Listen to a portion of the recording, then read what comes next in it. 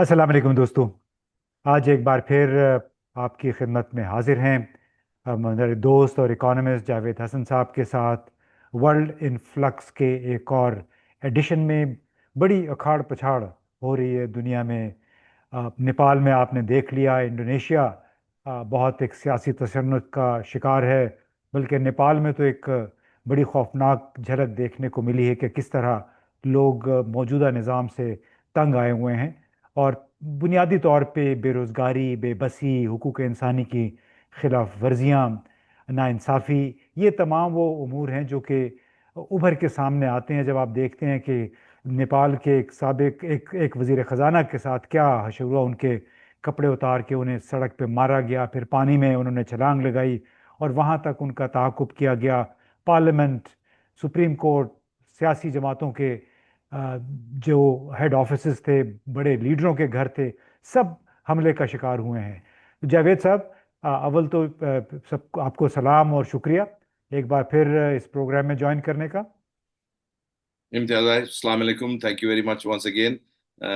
ये आपने इनवाइट करा बात करने के लिए, मगर आई थिंक आप मिस कर रहे हैं उससे भी बड़ा धमाका जो कल हुआ है, और उसके बड़े दूर दराज असरात जाएंगे। वो जो दोहा में हुआ, जहाँ जो कहते हैं कि मोहल्ले का पागल कुत्ता वो बार बार लोगों को जाके काटता है, और वो पता नहीं अब कोई 7 कैपिटल्स हैं मिडल ईस्ट में, उन पर अटैक कर चुका है। जो और ये मोहल्ले का कुत्ता है, उसका जो मालिक है वो काफी दूर बैठा हुआ है। तो मैं आप समझ गए होंगे कि मैं किस पर इशारा कर रहा हूँ, मगर वो भी बड़ी इम्पोर्टेंट चीज़ है। और जो इस खित्ते में हुआ है नेपाल में, आई थिंक उसके सारे दूर तक इनके सारे एक ही तरफ बात जाती है कि कैसे ये दुनिया चेंज हो रही है। और एक चीज मैं कहना चाहूंगा, बड़ी इंटरेस्टिंग है, कहते हैं, और आजकल में काफी जो कहते हैं इंग्लिश में वोग है इसका कहना, मगर आई थिंक काफी अप्रोप्रिएट है कि history does not necessarily repeat itself, but it rhymes. And इसमें आप देखिएगा कि काफी जो हिस्टोरिकल ट्रेंड्स रहे हैं वो फिर नजर आ रहे हैं, एग्जैक्टली सेम नहीं नजर आ रहे हैं, मगर उसकी झलक जो है जो पहले हो चुकी है वो फिर से नजर आ रही है। ये नहीं हुआ कि हर कुछ अरसे के बाद हमें वही वाक़यात होते नज़र आते हैं जो मुख्तलिफ ममालिक का जिनको सामना करना पड़ता है, और फिर बड़े तजिए होते हैं कि शायद अब दूसरे लोग इससे कोई सबक सीखेंगे। लेकिन सबक सीखने वाले शायद बहुत कम होते हैं। तो उसकी बुनियादी वजह क्या है कि वो एक मखसूस क्लास है। हम पहले अपने इस खत्े के कॉन्टेक्स्ट में बात कर लेते हैं कि चाहे वो हम्म। बांग्लादेश था, उससे पहले श्रीलंका था, फिर इंडोनेशिया में शुरू हुआ, नेपाल में आ गया, पाकिस्तान में तो 2-3 साल से चल रहे हैं इस किस्म के मामलात। निज़ाम से अदम इत्मीनान, लोग खुश नहीं हैं, बेबसी का शिकार हैं। तो ये क्या, ये जो बेबसी का आलम है, इस ये हुक्मरान तबका, चाहे वो सिविल हों, चाहे मिलिट्री हों, चाहे बिजनेस वाले हैं जो कि इनके साथ जुड़े होते हैं, उनको एहसास नहीं हो पाता कि कुछ ही अरसा पहले दूसरे मुल्क में जो कुछ हुआ वो इनके साथ भी हो सकता है। ये हमारे यहाँ जो अशरफिया है इस खत्ते में और जनरली एशिया में, जैसे आपने कहा नेपाल में, इंडोनेशिया में अभी हो रहा है, मगर कुछ दिन पहले आपने देखा था नेपाल में यही हुआ है। ये हमारे जो अशरफिया है उसको एक तरह तरीके से कुछ ज्यादा ताकत आ जाती है, पावर मिल जाता है। वो सारे जो स्टेट के इंस्टीट्यूशंस हैं उनको कैप्चर कर लेती है, और फिर समझती है कि जो आम आवाम है उसको कोई अकाउंटेबिलिटी नहीं है उनसे। और वो समझते हैं कि जो जो भी मफाद आना है मुल्क का, और जो जो भी प्रॉस्पर वो अपने एक मखसूस ग्रुप में बांट लेते हैं, और जो आम आवाम है वो अपने तरीके से संभलते रहे।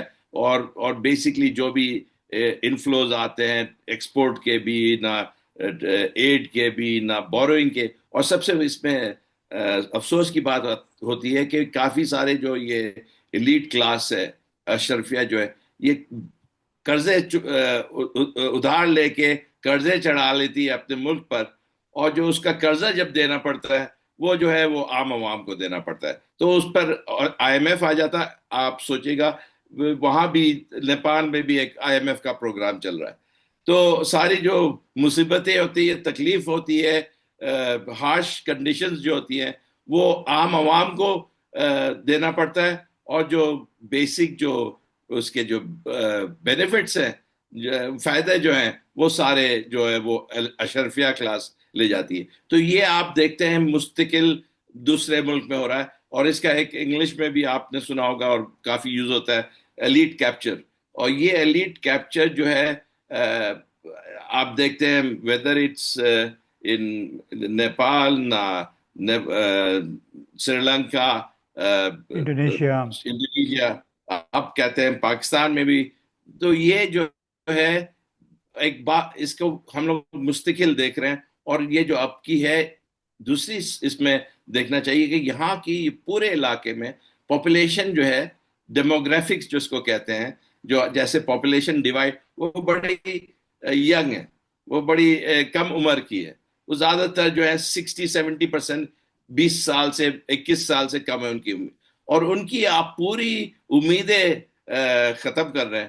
تو نیچرلی ان میں ایک جذبہ بھی ہے، غصہ بھی ہے، اور یہ بھی ہے کہ ہوپلیسنس بھی ہے کہ اب ہم لوگ کو کوئی ایسا راستہ نہیں نظر آ رہا ہے کہ کیسے ان کی زندگی بہتر ہو سکی. تو یہ جو فرسٹریشن ہوتی ہے جو ان نے فائنانس منسٹرز کے ساتھ کرا، اور بڑے افسوس کی بات ہے، لٹرلی میں نے جو دیکھا، مجھے کوئی خوشی نہیں ہوتی ہے وہ دیکھ کے، مگر افسوس کی بات ہے. مگر ایک لیول آف فرسٹریشن اتنی زیادہ ہو گئی ہے، اتنی زیادہ جو عام عوام پر تکلیفیں ان لوگ نے ڈال دی ہیں کہ وہ اسی پر نتیجے پر آ جاتے ہیں کہ لوگوں کو بیچ چوراہا پر لے کے ننگا کر کے مارے. اچھا، اب اس میں یہ اس میں دیکھیں، لوگ. میں پوچھنا یہی چاہ رہا تھا کہ وہ جو ایلیٹ کیپچر کی آپ نے بات کی، کہ میں اسٹیٹ بینک آف پاکستان کے اعداد و شمار دیکھ رہا تھا کہ موجودہ حکومت نے صرف 1 سال کے اندر تقریباً 9 ٹریلین کا قرضہ، یعنی 9,000 ارب قرضے نئے حاصل کیے ہیں.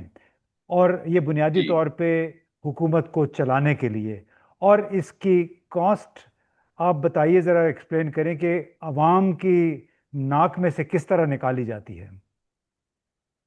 آپ دیکھتے ہیں جو کاسٹ اس کی ہوتی ہے، آپ کی الیکٹریسٹی کی پرائس بڑھائی جاتی ہے، آپ پر پیٹرول پر ٹیکس بڑھایا جاتا ہے، آپ کا جو ایوریج ورکنگ کلاس مین ہے، جو تنخواہ دار جو طبقہ ہے، اس پر ٹیکس بڑھایا جا رہا ہے، گیس کی پرائس بڑھائی جا رہی ہے.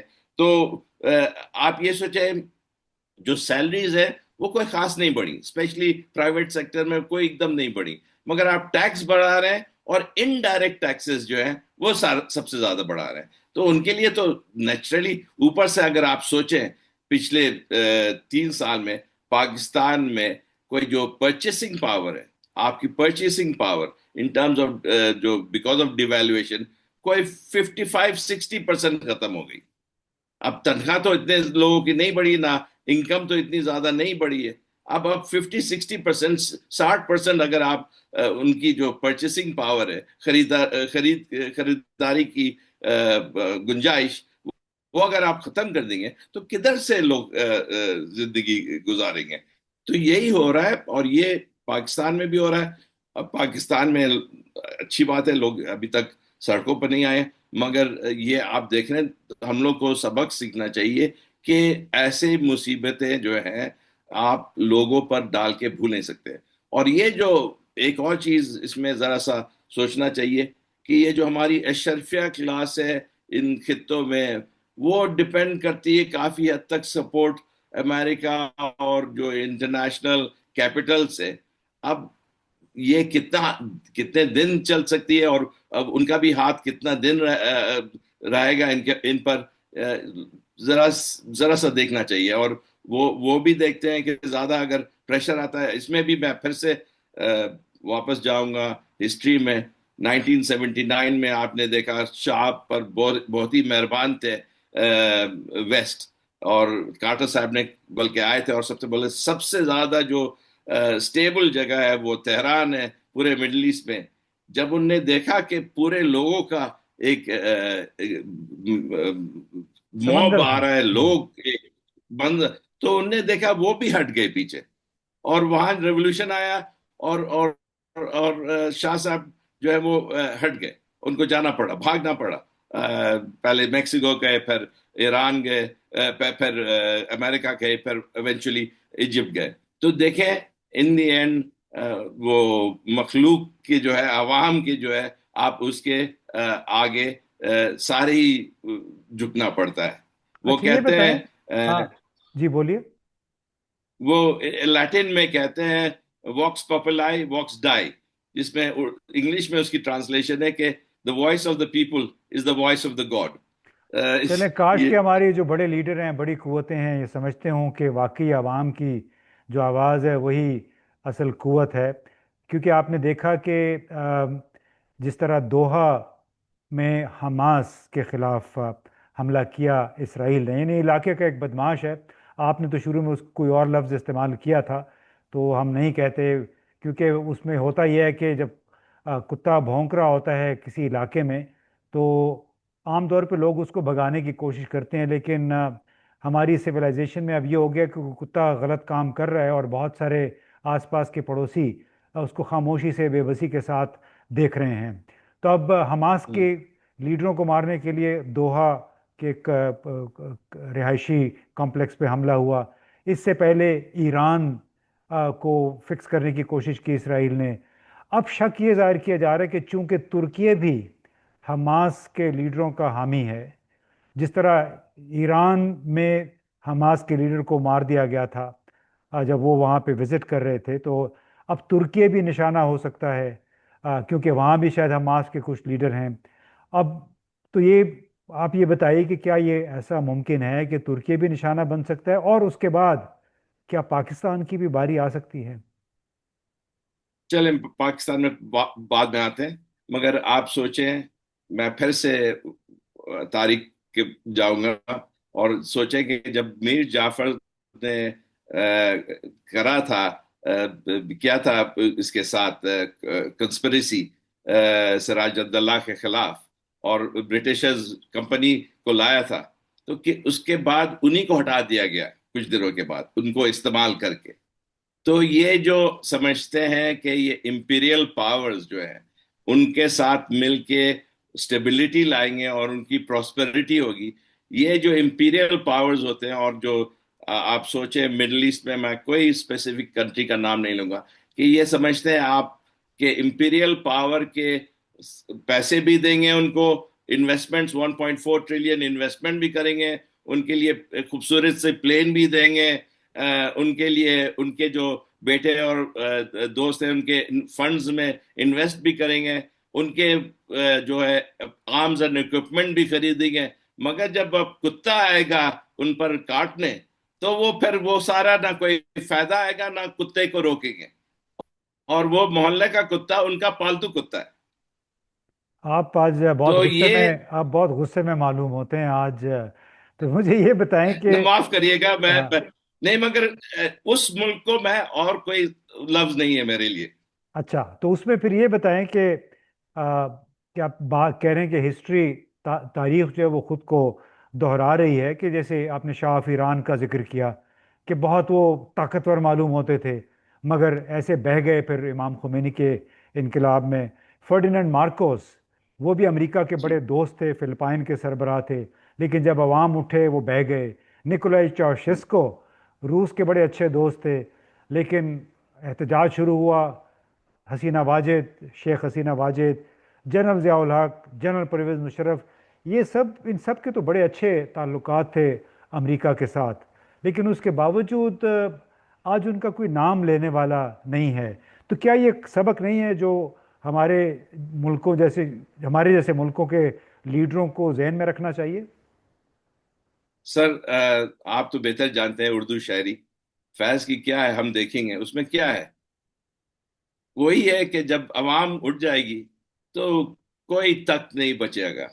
तो ऐसी ऐसे बड़ी क्लियर है। जब आई थिंक ये जो हुआ है कल दोहा में, इससे आप देखें सोशल मीडिया में, और उनके जो कमेंट्री हो रही है, आप यकीन नहीं कर सकते कि कितना गुस्सा है स्ट्रीट में, जो कहते हैं अरब सूख, جو عرب مارکیٹ میں کہ ان کو اتنا غصہ ہے کہ لوگ یہی جو وہاں کے بادشاہ ہیں ان کے رولرز ہیں ان نے اتنا انویسٹ کرا ہے امریکہ میں، اتنا دوستی کرنے کی کوشش کری ہے، ان سے پروٹیکشن لینے کی کوشش کری، اور جب موقع آیا نہ پروٹیکشن تھی نہ کوئی کنڈیمنیشن کوئی خاص آئی، اور آرام سے وہ آ کے اب اگر جیسے آپ نے کہا ابھی تو دوحہ میں ان لوگ نے اٹیک کرا، کل کو ٹرکی میں کریں گے۔ ٹرکی کا یاد رکھیں وہ ٹرکی ایک نیٹو کا ممبر بھی ہے، مگر کچھ نہیں روکنے والا، اگر نیٹو کا ممبر بھی ہے، اگر جب اسرائیل جب جا کے کرتا ہے، چلے میں وہ نئی لفظ استعمال کر، جب اسرائیل جب جاتا ہے اٹیک کرنے، تو اسرائیل کو جیسے کہتے ہیں انگلش میں ایبسولوٹ امپیونٹی ہے، وہ کوئی بھی انٹرنیشنل لا توڑ سکتا ہے، وہ کوئی بھی جو رولز آف بزنس ہے اس کو ٹھکرا سکتا ہے۔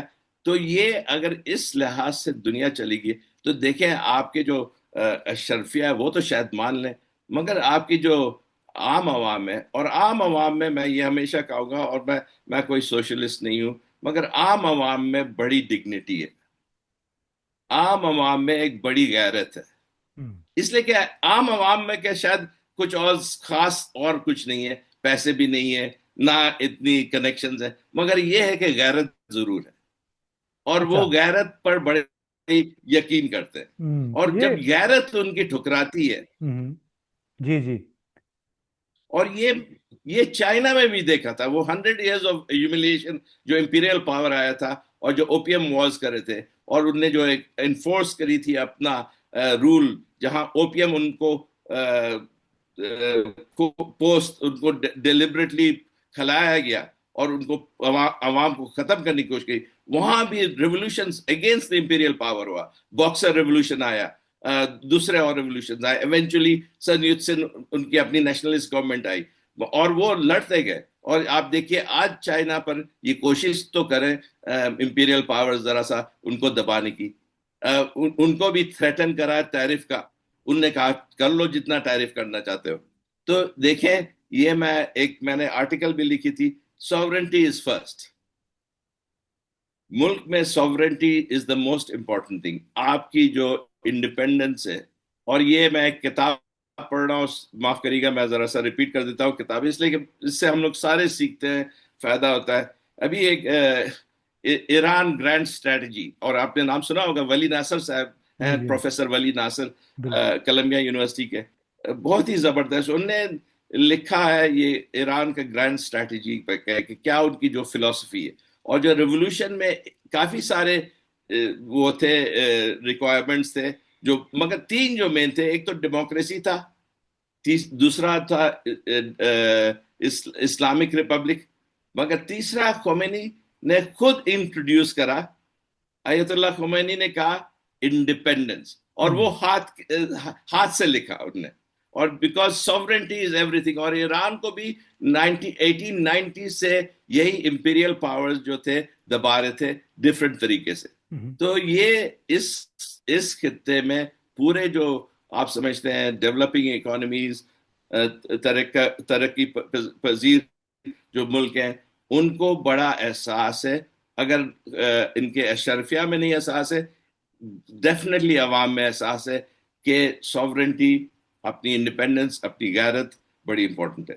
اچھا، تو یہ بتائیں جاوید صاحب کہ جب اسرائیل جو ہے اس خطے میں اپنی اس نے بدماشی جاری رکھی ہوئی ہے، اور باقی دنیا خاموشی کے ساتھ دیکھ رہی ہے، خاموش تماشائی بن گئی ہے، تو اس میں ایسے لگ رہا ہے کہ چین، جو کہ اس وقت دوسری بڑی معیشت ہے دنیا کی، وہ بھی کہہ تو بہت کچھ رہا ہے، لیکن بظاہر اس وقت ایک خاموش تماشائی کا کردار ادا کر رہا ہے، جس کی وجہ سے اسرائیل ہر روز کبھی ایک کیپٹل پہ، ایک ملک پہ، کبھی دوسرے، کبھی تیسرے ملک پہ حملے کرتا چلا جا رہا ہے۔ تو یہ کیا بنیادی طور پہ امریکہ کی سرپرستی ہے، یا اس سرمایہ دار قوت کی سرپرستی ہے جو کہ نہ صرف امریکہ میں بلکہ یورپ میں بھی عالمی سرمایہ کو کنٹرول کرتی ہے؟ آئی تھنک وہ سرمایہ داری جو ہے اس کی بڑی حد تک ایک انفلوئنس ہے، اور بہت ہی زیادہ انفلوئنس ہے، اور اس میں بھی جو ہے وہ زائنسٹ فورسز بڑے امپورٹنٹ ہیں، اور اس کی جو انفلوئنس ہے وہ اب امریکن فورن پالیسی پر اتنی زیادہ حاوی ہو گئی ہے کہ امریکہ کے اپنے فائدہ کے خلاف وہ کام کرنا پڑ رہا ہے امریکہ کو۔ اس میں آپ جان میشمار مستقل کہتے ہیں کہ اب جو ہے امریکہ کی foreign policy specially with respect to Israel امریکہ کی فائدہ کے لیے نہیں۔ ایک زمانے میں شاید اسرائیل کوئی پرپس سرو کرتا تھا امریکہ کے لیے، اور مگر اب جو ہے وہ امریکہ کو زیادہ کاسٹ کرتا ہے اور اس سے زیادہ نقصان پہنچتا ہے بنسبت فائدہ کے۔ تو ہوں، آئی تھنک امریکہ میں بھی جو عام عوام ہے اس میں ریئلائزیشن ہے، اور بڑی مزدار بات ہے کہ دونوں جو کہتے ہیں لیفٹ اور رائٹ دونوں میں یہی احساس ہے کہ جو اسرائیل کی پالیسی ہے یہ امریکہ کے فائدہ کے لیے نہیں۔ تو رائٹ میں جو ہے امریکہ فرسٹ جو ہے گروپ وہ کہتی ہے کہ آپ کوئی ضرورت نہیں ہے دور دراز جگہ آپ جا کے انوالو ہوں، لڑائی کریں اور اسرائیل کو بچائیں۔ ابھی جو آپ نے دیکھا تھا کچھ دنوں پہلے جو ایران میں اٹیک ہوا تھا، ان کی جو لیفٹ نے تو اینی وے کافی کرٹیسائز کرا تھا، مگر جو رائٹ تھی میگا والے گروپ وہ سب سے زیادہ کرٹیسائز کر رہی تھی۔ تو آئی تھنک امریکہ میں، مگر امریکہ میں بھی ایک مخصوص کلاس ہے جو آپ نے کہا سرمایہ دار ایسے جو، بلکہ وہی بلینئرز جو ہیں، وہ بلینئر گروپ جو ہے کافی حد تک کیپچر کر چکی ہے، اور وہ ایک لحاظ سے کافی امریکہ کے اپنے انٹرسٹ کے خلاف کام کرا رہی ہے۔ اس ہوں، میں چائنا کا کیا ہے؟ چائنا کا ایک بڑا انٹرسٹنگ ایٹیٹیوڈ رہا ہے۔ ایک تو چائنا ابھی تک اپنے کو انٹرسٹنگلی ڈیولپنگ ملک سمجھتا ہے، it does not consider it self developed country. یہ ایک مزدار کانٹرڈکشن ہے، اس لیے کہ اگر آپ دیکھیں کافی اس کے جو اکنامک نمبرز وہ کافی حد تک اب ڈیولپ کنٹری، اگر آپ جائیں شنگھائی پیکنگ آپ تو جاتے رہتے ہیں، وہ ڈیولپڈ کنٹری سے بھی زیادہ ڈیولپڈ ہے۔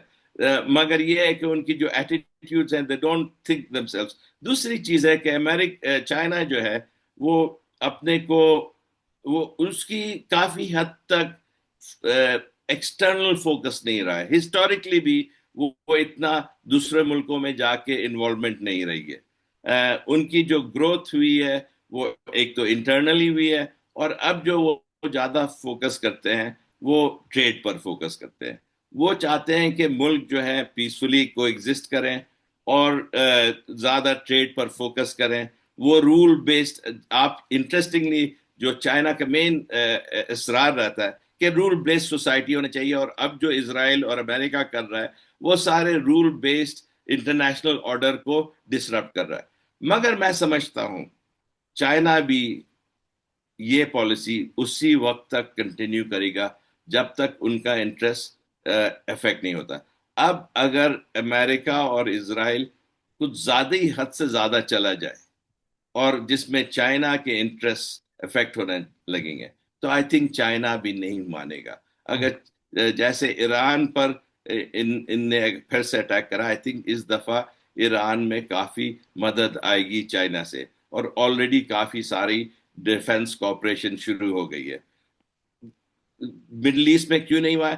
آپ تو جانتے ہیں کہ یہ جو مڈل ایسٹرن کنٹریز ہیں انہیں چائنا کی طرف دیکھی ہی نہیں، اور جو میں نے شروع کری تھی بات، اور ابھی آپ سمرائز کر رہے ہیں، مگر یہ کافی حد تک یہاں کی جو پاورز تھی، اشرفیہ تھی، وہ ہمیشہ ویسٹ کی طرف دیکھتی تھی، انہوں نے دیکھی ہی نہیں چائنا کی طرف۔ شاید وقت آ گیا ہے کہ اب اتنا ڈپینڈنس امریکہ پر کم کریں اور دوسرے طرف بھی دیکھیں۔ چلیں جناب، بہت بہت شکریہ جاوید صاحب، بڑی دلچسپ گفتگو رہی آپ کے ساتھ۔ اور آپ جو باتیں کر رہے تھے تو مجھے ایک تازہ ترین واقعہ یاد آیا۔ ڈونلڈ ٹرمپ امریکی صدر نے حال ہی میں اپنے جو اس کے مصاحبین ہیں، مصاحبین کہتے ہیں جو کوٹیئرز ہوتے ہیں آپ کے ارد گرد، ان کے ساتھ ایک ریسٹورنٹ پہنچ گئے۔ وہ جو ہی ریسٹورنٹ پہنچے تو وہاں پہ موجود لوگوں کی اکثریت نے نعرے لگانے شروع کر دیے کہ آپ یہاں سے چلے جائیں، فلسطین کو آزاد کریں، فلسطینیوں کے ساتھ ہمیں انصاف چاہیے۔ تو وہ بڑے پریشانی کے عالم میں صدر اور ان کے جتنا بھی سیکیورٹی سٹاف تھا وہ دیکھ رہا تھا کہ لوگوں کو کیا ہو گیا ہے۔ میں سوچ رہا تھا کہ اگر اس قسم کا یہ مظاہرہ ہوتا پاکستان میں کسی وزیر اعظم، صدر یا فوج کے سربراہ کے خلاف، تو معلوم نہیں وہ کیا ہوتا اس کے ساتھ، جیسے قاضی فائزہ صاحب کے ساتھ بھی یہاں پہ ہوا تھا۔ اور اس کے ساتھ ہی مجھے ایک اور تقریر یاد آئی۔ ایک نوجوان ہے، ایک اسکول ٹیچر ہیں وہ، اب کچھ نوجوان بندہ ہے لیکن اسکول ٹیچر تھا، اب کچھ اور کر رہا ہے، سیاست میں آنے کا ارادہ ہے اس کا، امریکی اسکول ٹیچر، نام اس کا ہے جیمز ٹالریکو۔ تو اس نے ایک بڑی زبردست تقریر کی۔ اس تقریر میں جو اس نے کہا، ہم اسی پہ اس پروگرام کو ختم کریں گے۔ وہ اپنے ٹیکسس میں لوگوں سے خطاب کر رہے اور کہا ہے کہ اس ملک کا جو بلینئرز ہیں، ملٹی بلینئرز، انہوں نے ہمارے غریب عوام کو رائٹ اور لیفٹ، یعنی دائیں اور بائیں بازو کی سیاست میں پھنسایا ہوا ہے، کہ آپ دیکھیں دائیں بازو والے یہ کہتے ہیں، لیفٹ والے یہ کہتے ہیں، تاکہ عوام اوپر کی طرف نہ دیکھ سکیں، سیدھا نہ دیکھ سکیں، دائیں بائیں دیکھتے رہیں بالکل لیکن سیدھا نہ دیکھیں۔ سیدھا کون ہے؟ یہ سرمایہ دار ہے، جو کہ فیشسٹ حکومتوں کو بھی سپورٹ کرتا رہا ہے۔ جس طرح آپ نے دیکھا انڈیا میں بھی جو فیشزم آیا ہے، اس کی وجہ یہ تھی کہ تمام سرمایہ دار مودی کے آس پاس آ گئے تھے۔ اور یہی بات جیمز ٹلریکو کہنے کی کوشش کر رہے کہ اس بالکل وقت صحیح. تمام امریکی سرمایہ دار جو ہیں وہ اکٹھے ہو کے ڈونلڈ ٹرمپ کو سپورٹ کر رہے ہیں، اور امریکہ میں ایک نئی قسم کا ایک فیشزم کو وہ ترویج دے رہے ہیں۔ تو بہرحال آج کے لیے اتنا ہی کافی ہے۔ ورلڈ ان فلکس اور ایک اور ایڈیشن کے ساتھ کچھ عرصے کے بعد دوبارہ آپ کی خدمت میں حاضر ہوں گے۔ جاوید صاحب، بہت بہت شکریہ آپ کا۔ Thank you very much.